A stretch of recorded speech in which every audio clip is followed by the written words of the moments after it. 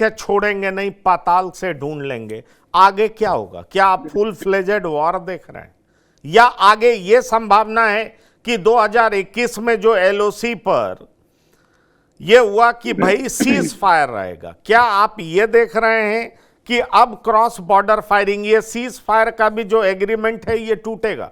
हम cross border firing भी देख सकते हैं और दूसरा एयर स्ट्राइक्स भी देख सकते हैं, या कन्वेंशनल क्रूज मिसाइल्स स्ट्राइक भी देख सकते हैं जैसे 2019 में हुआ था। और ये एयर स्ट्राइक या आप कह लीजिए cross border firing, cross border firing तो होता रहा पर सीज फायर 2021 में हुआ। अगर ये कन्वेंशनल क्रूज मिसाइल स्ट्राइक्स होता है तो बहुत चांस है ये कन्वेंशनल वॉर में कन्वर्ट हो सकता है, बहुत चांसेस। लेकिन सवाल यह है कि पाकिस्तान क्या इस स्थिति में है कि भारत के साथ किसी भी तरीके से लड़ सके? ना डिप्लोमेटिकली लड़ पाएगा, और जिस तरीके से ट्रंप ने चीन की हालत खराब कर दी है टैरिफ वॉर के जरिए, अब चीन भी इंडिया से मिलना चाहता है, Xi Jinping Indian prime minister से मिलना चाहते हैं, उनके साथ अपने व्यापारिक रिश्ते मजबूत करना चाहते हैं। तो सवाल फिर यही उठ रहा है कि भारत के तरफ से बार बार जो 5 फैसले लिए जाने थे ले लिया। सिंधु जल समझौता, अभी प्रियदर्शी रंजन कह रहे थे 1960 के बाद कभी खत्म नहीं हुआ। सिंधु जल समझौता खत्म होने का मतलब है कि पाकिस्तान के कृषि पर सीधा सीधा असर पड़ेगा, पाकिस्तान का एक बड़ा इलाका सूखा रहेगा, पाकिस्तान के लोग पहले ही गरीबी की वजह से, अनाज की कमी की वजह से त्राहिमाम कर रहे हैं। वैसे में ये इंडस वाटर ट्रीटी खत्म होने से तो जो बड़ा असर पड़ेगा वो पड़ेगा।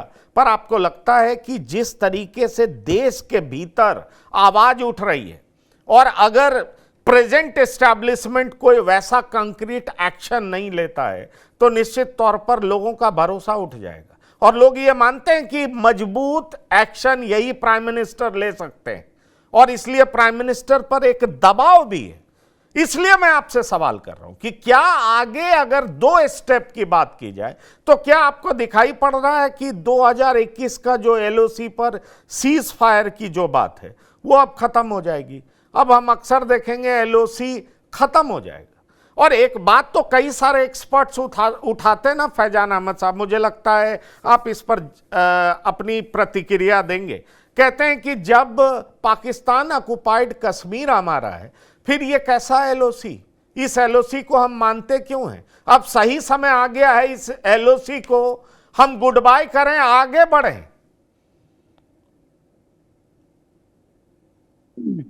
देखिए पंकज जी, मुझे लगता है कि जैसे जो वार 60s और 70s में हम लोगों ने लड़ी और हम लोगों ने देखी, शायद वैसी वार तो अब नहीं हो पाएगी। वार अब किस तरह की होती है वो तो हम देख रहे हैं, यूक्रेन में देख रहे हैं 2 साल से चल रही है, गजा में देख रहे हैं 1 साल से चल रही है। उस तरह की वार में शायद इंडिया खुद को डालना नहीं चाहेगा, लेकिन जैसा कि 2019 में किया गया, और ये भी सही है कि देखिए जो भी होगा, जो भी निर्णायक एक कदम उठाया जाएगा, जो भी फैसला लिया जाएगा, वो शायद नरेंद्र मोदी ही उठा सकते हैं, उन्हीं की सरकार उठा सकती है। इसलिए मुझे लगता है कि अभी जिस तरह का माहौल बन गया हो, जो गर्मी है और जो हमारे सीनों में जो आग जो जल रही है, या पूरे हिंदुस्तानी के आग सीने में आग जल रही है, उसका निवारण यही होगा कि हमारी सरकार, हमारी फौज कोई कदम उठाए। अब ये फौज की तरफ से कदम कैसा उठेगा, किस तरह का उठेगा, ये तो वो मिलिट्री एक्सपर्ट्स और जो एस्टेब्लिशमेंट है वो जाने। लेकिन मुझे लगता है कि शायद सर्जिकल स्ट्राइक ही एक बेस्ट ऑप्शन है, जो हम लोग 2019 में शायद 2019 में किया और उसका अच्छा सफल हुआ, काफी उसका असर भी हुआ। तो मुझे लगता है कि सर्जिकल स्ट्राइक जैसी कोई चीज हो सकती है, लेकिन वो अगर कहें कि फुल फ्लेजेड वॉर हो जाए तो वो भी नहीं लगता, क्योंकि फुल फ्लेजेड वॉर में फिर बहुत से और भी कंट्रीज जो हैं वो देश डायरेक्टली या इनडायरेक्टली इन्वॉल्व हो जाते हैं, चाहे अमेरिका हो, चाहे चाइना हो, चाहे रशिया हो। लेकिन वो अब ऐसी स्थिति नहीं है कि कोई भी देश दूसरे के देश में जाकर के इन्वॉल्व होगा। ठीक है, यूक्रेन के मामले में अमेरिका ने यूक्रेन की, मैंने ट्रम्प से पहले बाइडेन के जमाने में अमेरिका ने बहुत मदद की, यूक्रेन की मदद की, लेकिन अब देखिए वो मदद भी अब खत्म हो गई। तो अब उस वॉर के बारे में हम ज्यादा बहुत कुछ नहीं सुन रहे हैं, सिवाय इसके कि किसी ने कहीं बम मार दिया, हमला कर दिया, कुछ लोग मर गए, उससे ज्यादा नहीं हो रहा है। इसलिए अब वो ट्रेडिशनल और कन्वेंशनल वार का जमाना खत्म हो गया है।